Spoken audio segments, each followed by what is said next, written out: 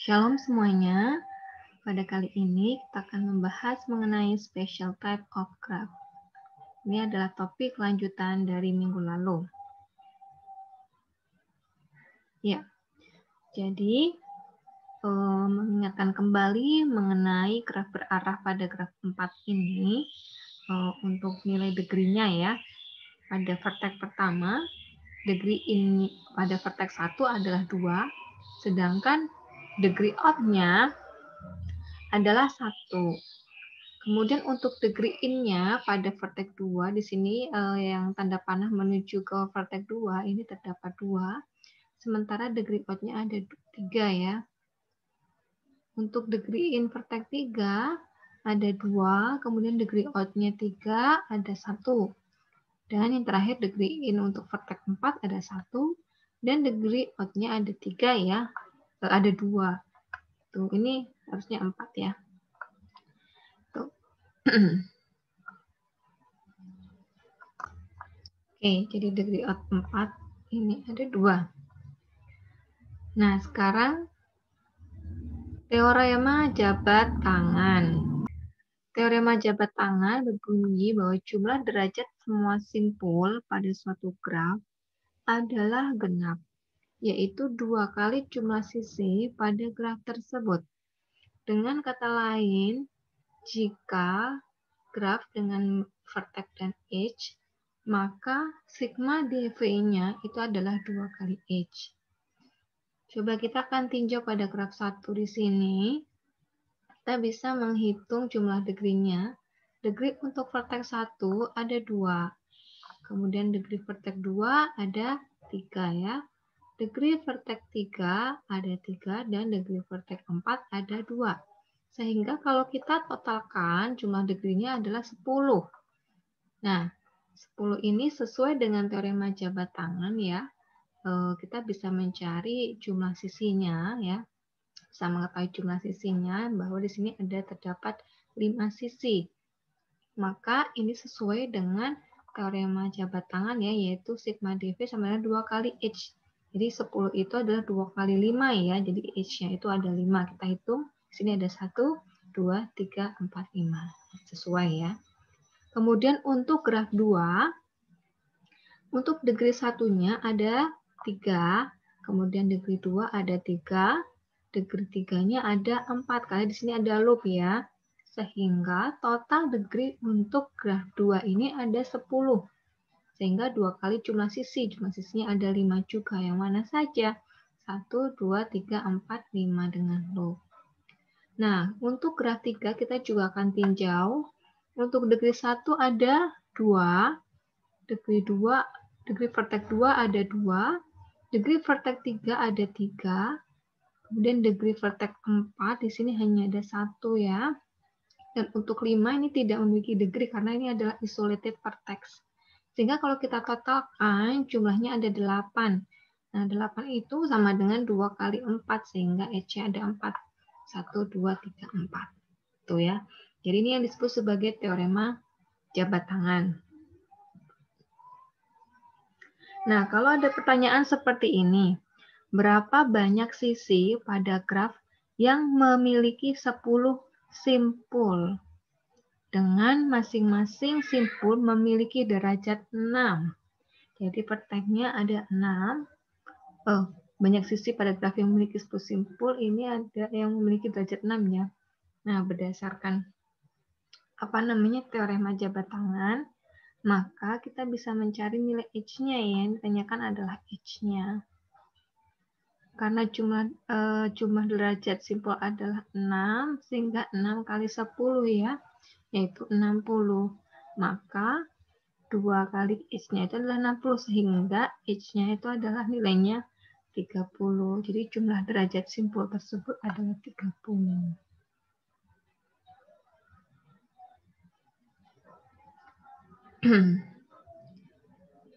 Sekarang muncullah teorema akibat atau korolari.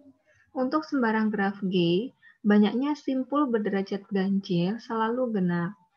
Jadi untuk sembarang graf G, banyaknya simpul yang berderajat ganjil itu selalu benar. Jadi vertex yang derajatnya ganjil itu selalu genap ya. Kita akan buktikan diketahui graf dengan 5, ini contoh ya, diketahui graf dengan 5 buah simpul, dapatkah kita menggambar graf tersebut jika derajat masing-masing simpulnya adalah yang A, 2, 3, 1, 1, 2. Nah, kalau kita lihat di sini, kira-kira bisa tidak digambar ya, digambar dalam bentuk graf. Ternyata dari pertanyaan ini yang untuk A itu tidak dapat. Kenapa? Karena jumlah derajat semua simpulnya ini ganjil. Jadi kalau kita totalkan 2 tambah 3 tambah 1 tambah 1 tambah 2, totalnya adalah 9. Sementara teorema yang sebelumnya mengatakan bahwa seharusnya simpulnya jumlah derajatnya genap ya untuk bisa menggambarkan graf. Sehingga untuk yang A ini tidak dapat digambar. Untuk B, 2, 3, 3, 4, 4, kalau kita jumlahkan hasilnya adalah 16. Nah, karena ini adalah genap, maka bisa digambar. Nah, penggambarannya dilakukan dengan cara seperti ini nih.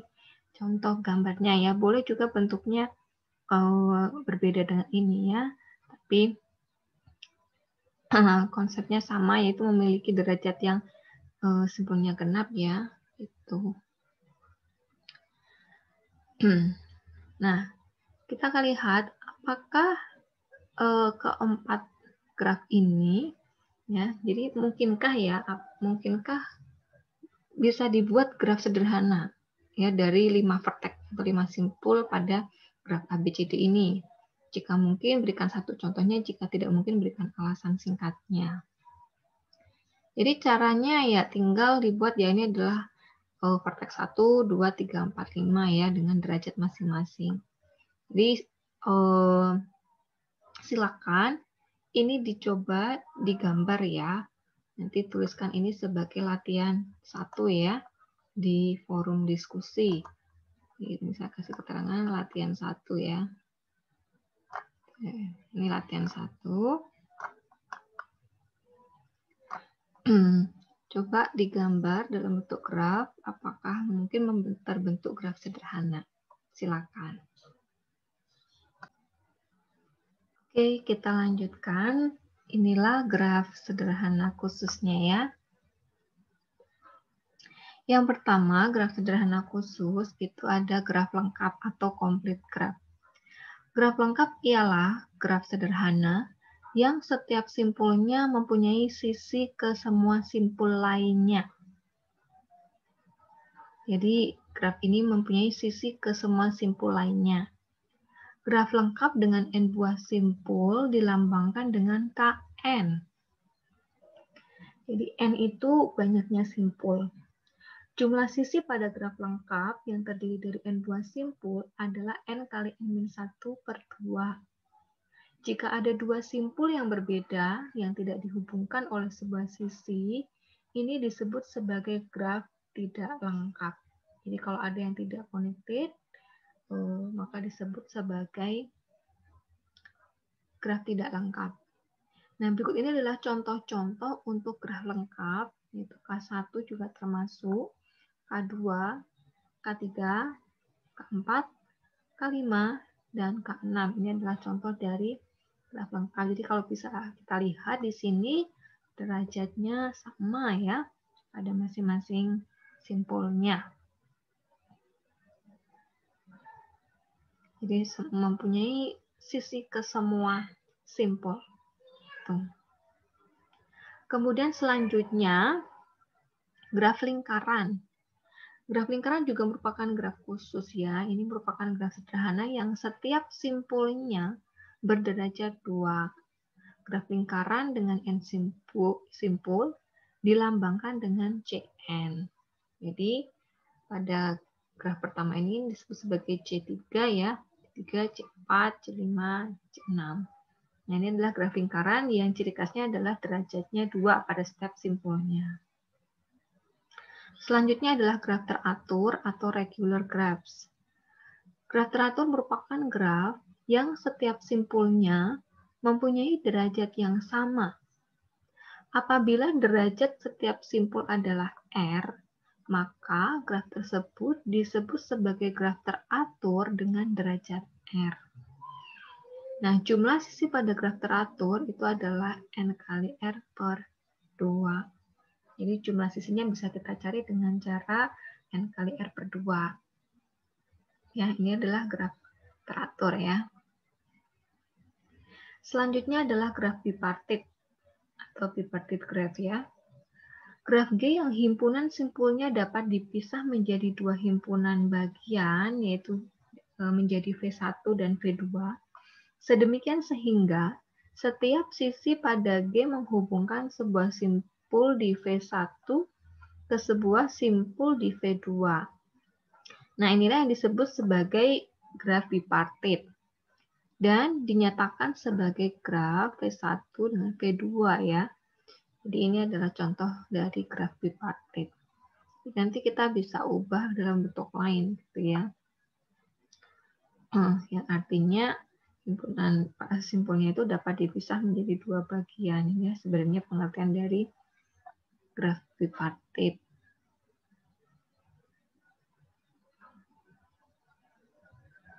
Tapi ya sama ya. Dia bisa dibuat seperti ini. Jadi ini adalah contoh dari graf bipartit. Ya, graf G di sini, graf G ini ya, ini adalah contoh graf bipartit karena simpul-simpulnya dapat dibagi menjadi V1 yaitu ABD dan V2 CEFG. Tuh. Jadi bisa dibuat dalam bentuk seperti ini ya. Untuk yang pertama ya, ini kan H1, H2, H3, ini BGE. Nah, diubah menjadi bipartitnya itu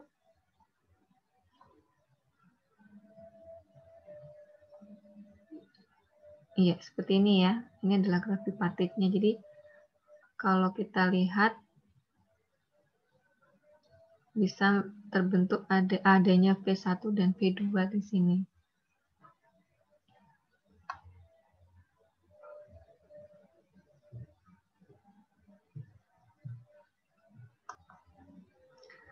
Oke, sekian penjelasan lanjutan dari topik pada pertemuan yang lalu.